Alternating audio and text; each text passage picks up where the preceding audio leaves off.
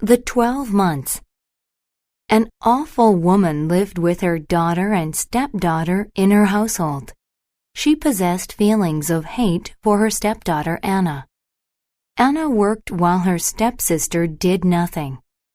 On a cold January night, Anna's stepmother remarked, "Your stepsister desires flowers. Go and find some." Anna wasn't anxious to walk through the chilled landscape. The cold air made her lungs burn. She walked at a slow pace because of the snow. Soon she saw a group of people. It consisted of 12 men. Anna told them about the flowers. One of the men said they were the 12 months and that they would help Anna.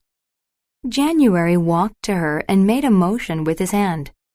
The days of the month passed rapidly until it was February's turn. February also made the month speed up. Then March made the sun shine, and flowers grew in the field. Anna loaded her basket with so many flowers that she could hardly lift it.